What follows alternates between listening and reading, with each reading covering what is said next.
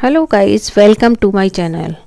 आज हम बताएंगे जाड़े की रेसिपी, बहुत ही नए स्टाइल में, बहुत ही स्वादिष्ट और फ़ायदेमंद। हमारी जोड़ों के दर्द में फ़ायदा करने वाली और भी शरीर में गर्मी पैदा करने वाली रेसिपी है ये।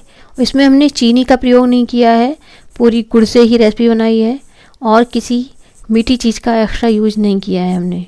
बहुत ही फ़ायदेमंद चीज़ है जो हमने इसमें डाली हैं, शरीर को हमें फ़ायदा करेंगी, दर्द में भी बहुत लाभदायक है और जाड़े के लिए बहुत ही अच्छी है। इसके लिए मैंने एक थाली में पहले थोड़ा सा घी लगा कर रख लिया है और ये मूंगफली मैंने भूनकर और छिलका उतार के रख लिए हैं।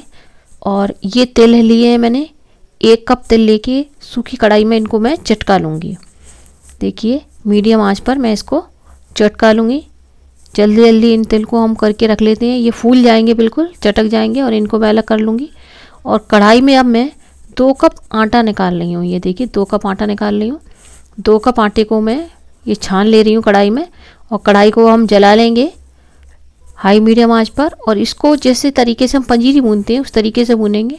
और इसमें अब थोड़ा सा चलाने के बाद मैं इसमें 3 चम्मच घी डाल दूँगी। मैं देसी घी डाल रही हूँ इसमें, आप जो भी चाहें घी इसमें डाल सकते हैं, ऑयल डाल सकते हैं, जो भी घी तेल इस्तेमाल करते हो आप, खाने का ऑयल। कड़वा तेल ना डालें, सरसों का तेल, नहीं तो उससे इसमें महक आने की संभावना है। अगर आप डालना चाहें तो डाल सकते हैं, वैसे मुझे अच्छा नहीं लगता है इसलिए मैंने इसमें नहीं डाला है। मैंने 3 चम्मच देसी घी डाले हैं। ये देखिए बस इसको हम पंजीरी की तरीके से भून लेंगे। इसका कलर चेंज हो चुका है। अब इसको निकाल कर एक तरफ रख देती हूँ। और एक कढ़ाई में ये देखिए मैंने 1 कप भर के ये वाला गुड़ और 1 कप गुड़ 1 कप में थोड़ा कम और लेकर मैं इसमें डाल लेती हूँ। और इसमें 1/4 कप पानी, ये देखिए 1/4 कप पानी का मैं, ये देखिए बिल्कुल मैंने में है, बिल्कुल कम पानी, 1/4 से भी थोड़ा कम ही है। और बस डाल दिया मैंने। गैस जला रखी है मैंने लो मीडियम आंच पर। और इसको पहले अच्छे से पिघला लेंगे। गुड़ को थोड़ा छोटा छोटा तोड़ लेंगे जिससे जल्दी पिघल जाएगा। गुड़ अच्छे से पिघला लेंगे। और गुड़ जब पिघल जाएगा तो गुड़ काफ़ी गंदा होता है, इसलिए इसको देखिए पिघलने के बाद मैं इसको छलनी में छान लूँगी एक बार। ज़्यादा देर इसको कुछ नहीं करना है, केवल धीमी आंच पे थोड़ा पिघला लेंगे। पिघलाने के बाद इसको छान लेंगे छलनी में। और बस छलनी में छानने के बाद ही इसको हम आगे इस्तेमाल करेंगे, वरना हमारी जो मिठाई बनाएंगे, हम रेसिपी बनाएंगे, वो ख़राब हो जाएगी, किसकिस आ जाएगी। अगर मिट्टी हुई या गंदगी हुई तो हमारी खाने में भी अच्छी नहीं लगेगी। इसलिए हम इसकी गंदगी साफ़ कर लेंगे। ये देखिए मैंने छान लिया, देखिए कितनी गंदगी इसके अंदर निकली हुई है। इसको हम हटा देंगे बिल्कुल। और बस कढ़ाई रख के अब कटोरे वाला जो हमने छाना है गुड़ का, ये लिक्विड हम सारा इसमें कढ़ाई में डाल देंगे। और बस गैस जलाकर फिर इसको अब हम खौलाना शुरू कर देंगे। ये देखिए लो मीडियम आंच पर ही इसको हम अच्छे से खौलने देंगे। इसमें ये देखिए झाग बनने हैं और बिल्कुल थोड़ा गाढ़ा होने तक इसको हम करेंगे।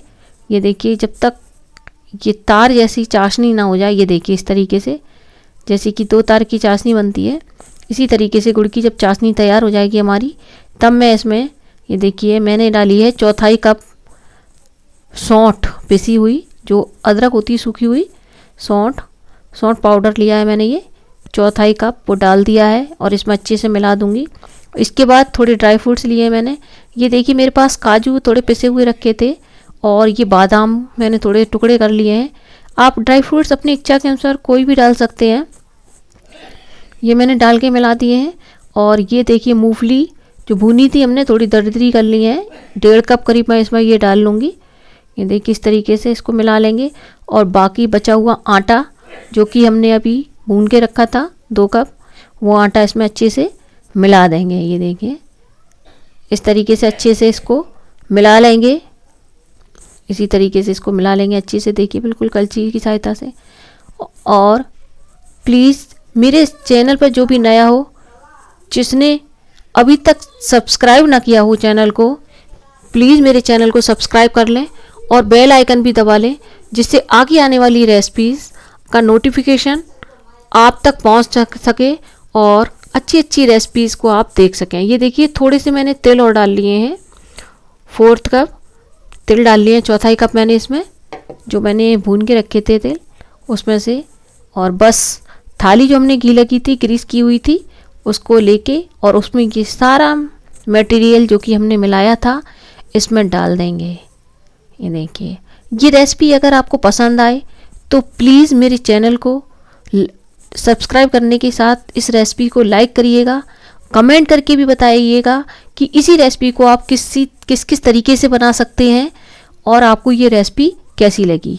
ये देखिए, थाली में डालने के बाद थोड़ा सा मैंने हाथों में घी लगा लिया है और बस दबा के इसको एक सा कर दूंगी मैं।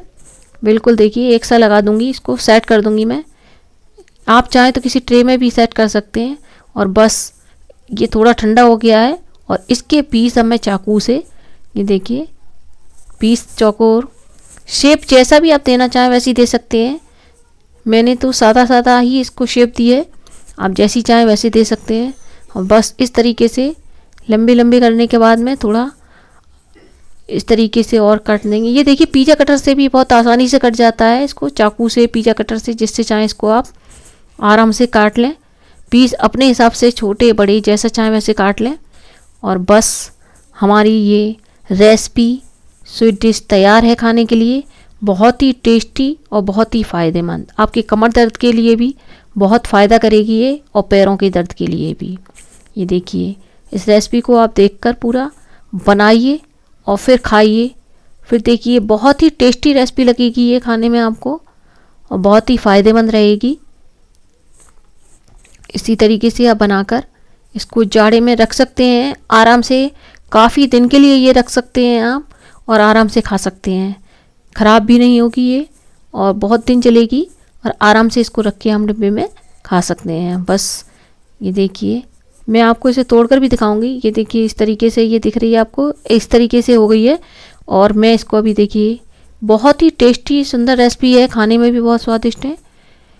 प्लीज़ मुझे आपके सपोर्ट की आवश्यकता है, सपोर्ट करिएगा। ये देखिए, तोड़ कर ये अब बिल्कुल सूख गई है, अच्छे से जम गई है और उसके बाद ये देखिए इस तरीके की हो गई है। थैंक यू मेरा पूरा वीडियो वॉच करने के लिए।